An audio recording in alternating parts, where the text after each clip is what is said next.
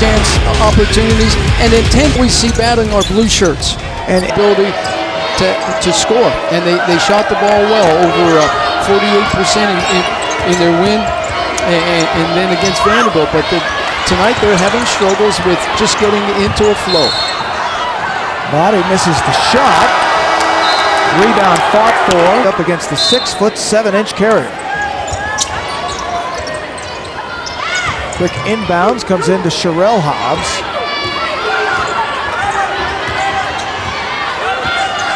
Coach Fortner using her bench a little bit quickly today in terms of getting bodies in. Renisha Hobbs, Kiki Carrier, just giving some breaks. And that's Carrier trying to get around Robinson. To give a defensive presence, she makes offensive players alter their shots. We'd like to say she has length and strength in the paint. And she is a challenge, a matchup challenge, unlike any other in this conference. And I will compliment her as many times as I can. Shot by Christy Marshall from three. Christy Marshall is a rhythm shooter.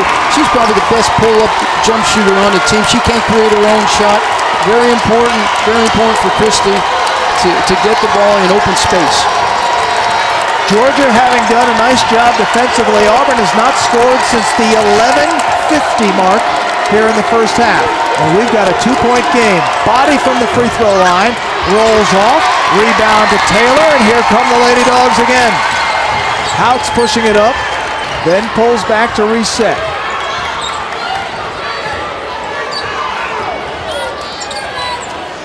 Georgia trying to show some patience with a 4-out, 1-in type offensive scheme, but Auburn with their zone is giving them a lot of problems. Marshall off the front iron. Robinson tries to chase it down, can't do it. It'll be Auburn ball, and Angel Robinson crashed into the chair. They certainly have ball. Anytime you can have 7 offensive rebounds 10 minutes into the ball game, you're just, it doesn't matter your shooting percentage. What matters now for Auburn is to get into a flow, and Georgia has to find a way just to handle Auburn's pressure.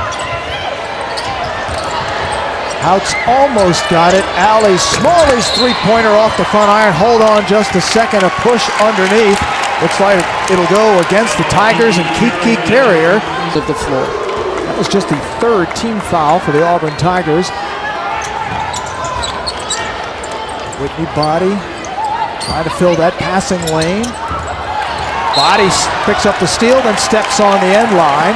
So it'll be a quick going away from the ball. They need to fill the high post and the corner on the trap side, so you can, just like Palaio did right there. And Jackson to Danielle Taylor. Jackson with the block, denied that. But kicked it right in from the high post. That's where the open areas are going to be. I don't like doing a coaching clinic as we're going along, but I feel you need that. Well, I like that, and I do appreciate it.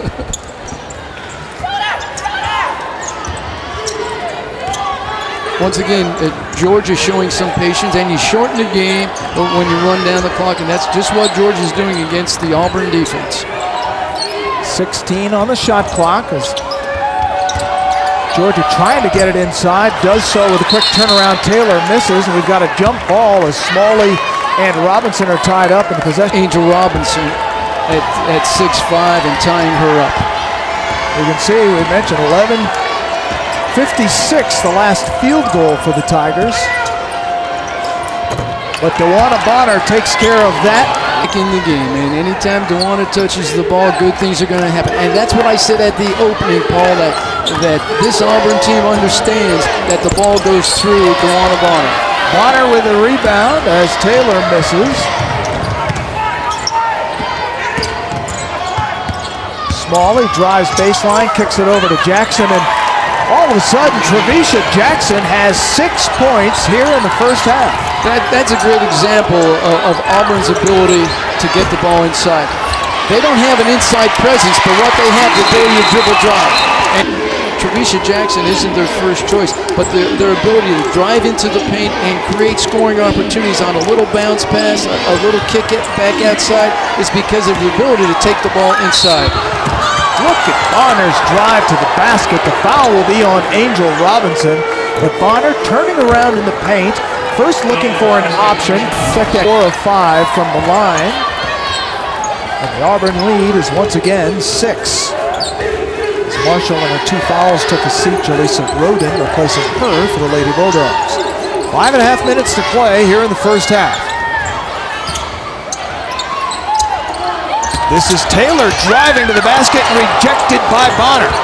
Outs controls, 8 on the shot clock. Trying to get it inside, loose ball. We've got a foul inside. It looks like it'll be on Trevisha Jackson, her first.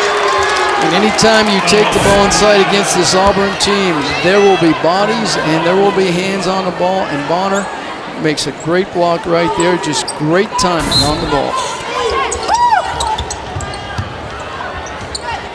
Kicking it out to Robinson. 5:15 to play here in the first half. Georgia within 6.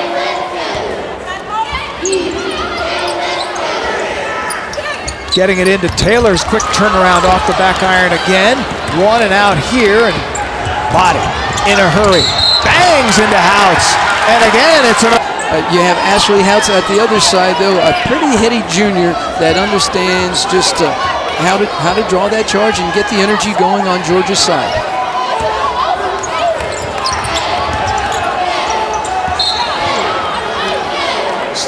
With who they want to look for on the outside or go to on the inside. And Portia Phillips has been out since the early going with 2 fouls. We now have 8 turnovers in the game. Auburn's got 6, so the Lady Bulldogs, they had that run of several in a row, quieted down for a while, but now have turned it over again. Got a pass deflected into the hands of Jaleesa Roden, so off the turnover.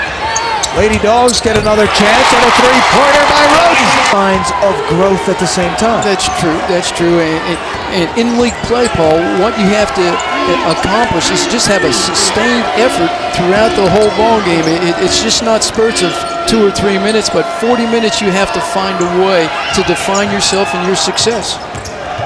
10 on the shot clock. Bonner up high with 4 on the shot clock, launches the 3 in the bank. Check with DeWanna Bonner. Not only does she bank it in, she beats the clock. Auburn right back to their 2-3 zone where they're pressuring and the ball at the wing. And Georgia, until they run someone to the high post to help attack it on the baseline right there, they will have problems.